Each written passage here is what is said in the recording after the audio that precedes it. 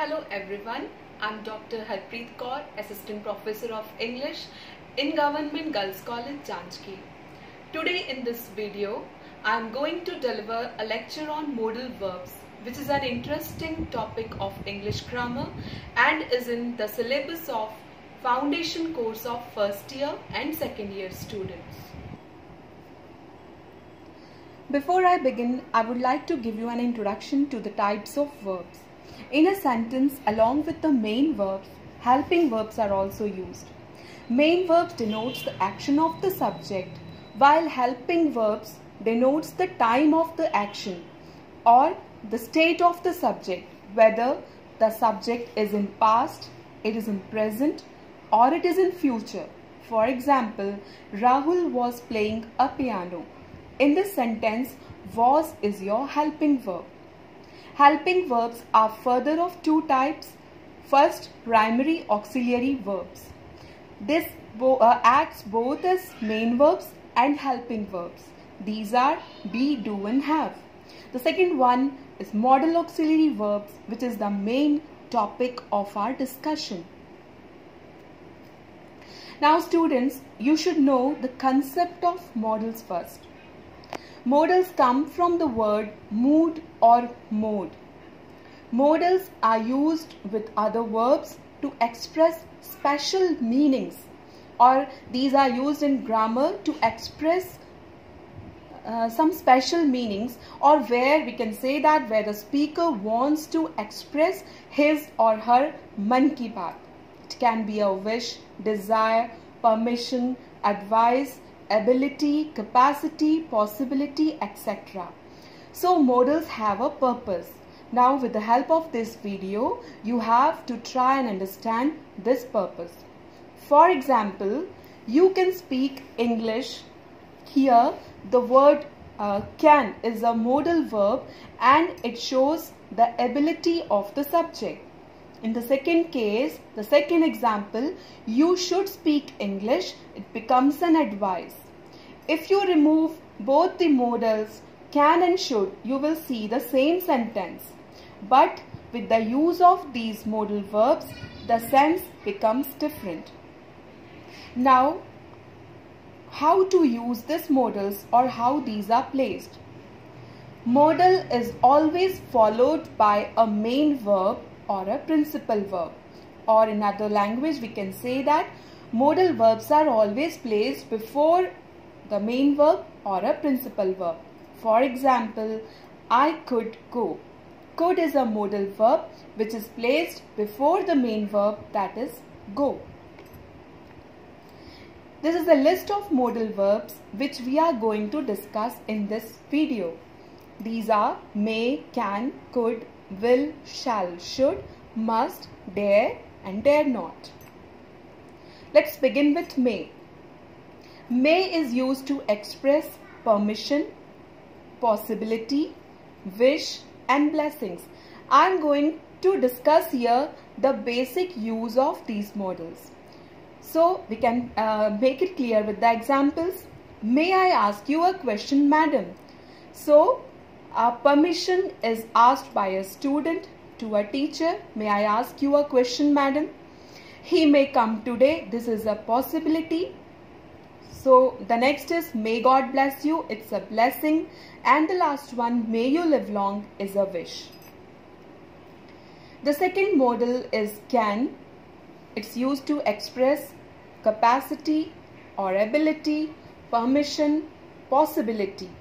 Examples, I can speak English. This shows my ability that I can speak English. You can go. Permission is granted to go. They can live in my house. I am granting them the permission. I am granting them the permission to live in my house. You can't see me. This is rejection of permission which is used only in this modal can. This is a picture which will make you the use of can, which will make you clear the use of can. The boy can play baseball. So this is the ability of the boy who can play baseball. The next is the picture of a teacher. The teacher can teach. it is his or her ability. It is his ability that he can teach. Now, a comparison is made between may and can. May is used to express permission and can is also used to express permission. But there is a slight difference between these two modals. How? May is used to express the permission but in formal manner, that is with formalities. It's generally to higher authorities, teachers or other respectees. For example, which the students use in their daily routine, that is, may I come in? The next case is of can. Permission is granted or asked in informal manner, that is with no formalities, or it is generally to friends and their near dear ones. Example, can I use your telephone? The next modal is could, which is the past tense of can. This modal is used to express a polite request, ability in the past, narration, and unreal condition. Examples, could you please give me a glass of water? This is a polite request. Could you please? The next is I could run a mile when I was young. This is ability in the past. Just now we have seen the use of can, which express ability. But here in this modal, which is the past tense of can, the ability is there, but it is ability in the past. He said that he could sing a song. Whenever we change the narration, that is from direct to indirect, can is changed to could. The last is an unreal condition, which is not real. If he had the money, he could buy that car. It means he is not having any money. It's unreal. If he had the money, अगर उसके पास पैसे होते, he could buy that car. उसने car खरीदी होती. Now, will and shall. Will is used to express willingness. The word willingness and will comes from the word willingness. Example, I will certainly do it. So, willingness means ichha, you are ready to do something, your readiness or your consent. I will certainly do it. You are ready to do that. The next is shall, which is used to express threat, promise. Example, you shan't go to bed now. It's a threat. The next, Prime Minister. The Prime Minister has declared complete lockdown in India, and any citizen seen not following this shall be punished. So it's a warning that any citizen, if they are roaming here and there without any purpose, they shall be punished. The last example, you shall have a wristwatch if you do well in the examination. So it's the kind of promise which is made. If you do well, if you are doing well in the exam, then you shall have a wristwatch. The next modal is would.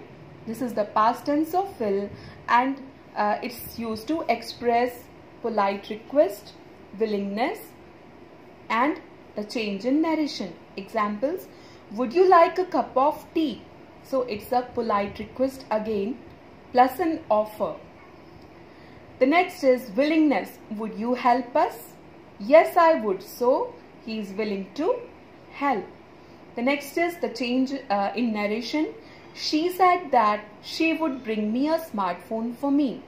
Whenever we change the narration, that is from direct to indirect speech, will is changed to would, shall to should, can to could, likewise.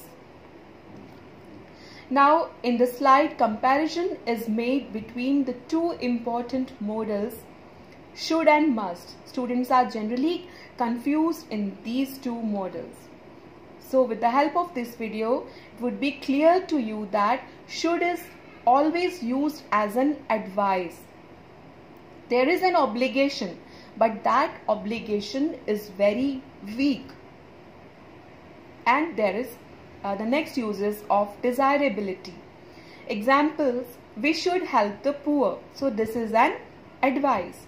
Children should be polite. It's an obligation, a weak obligation. We should aim at noble goals. It's a desirability. Now, must. Must is used to express compulsion. When you are compelled to do something, when it's not an advice, but you are compelled to do, you have no other option, you have no other chance. Strong obligation or duty. The next is probability. Examples: he must apologize for his mistake. You must work hard or you will fail in the exam. Here students can also use should. You should work hard. But with the use of must, it means you have no other chance. If you are not doing work hard, then you will fail. So here must is appropriate. You must work hard. He must be there. There is this probability that he must be there. So with the help of this picture, it would be clear to you. In this case, you can see three pictures in which three modals are used.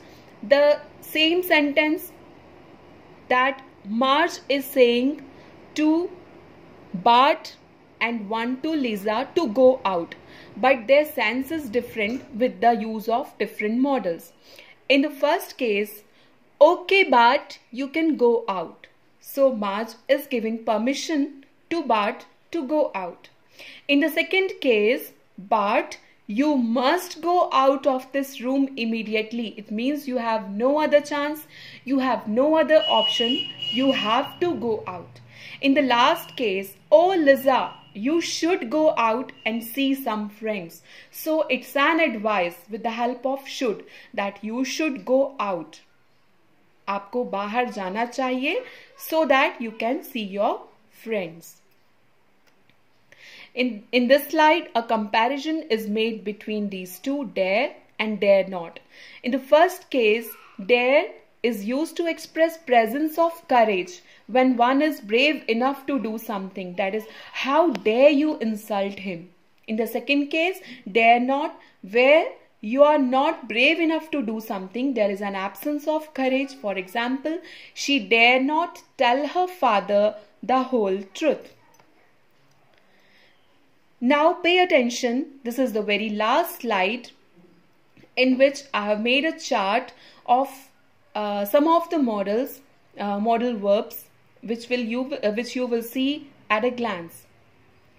These modal verbs have the same functions, the same uses, but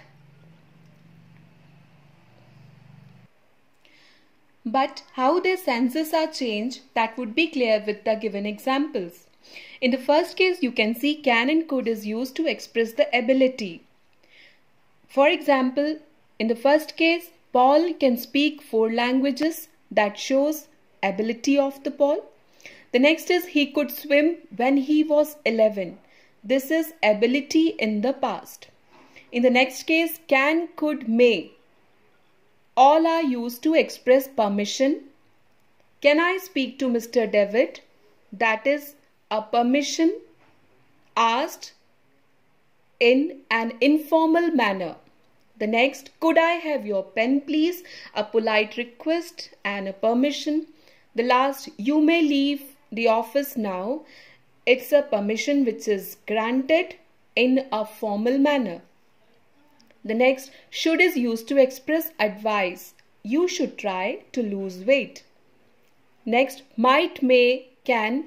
All these modal verbs are used to express possibility. It looks nice, but it might be expensive. Next, John may come today in our house. There's a possibility that John may come today in our house.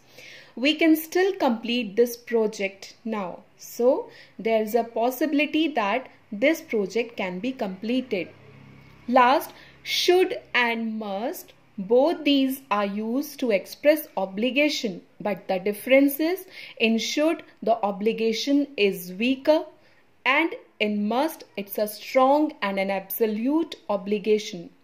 I don't think you should do it. So there is a weak obligation. And the last, we must follow the rules and instructions of the government to save ourselves and our country during these days. So students, this is a period of lockdown. We must follow the rules and instructions of the government. We have no other chance, no other option. So stay at home, be safe, study at home, and enjoy my video. Thank you for paying your attention.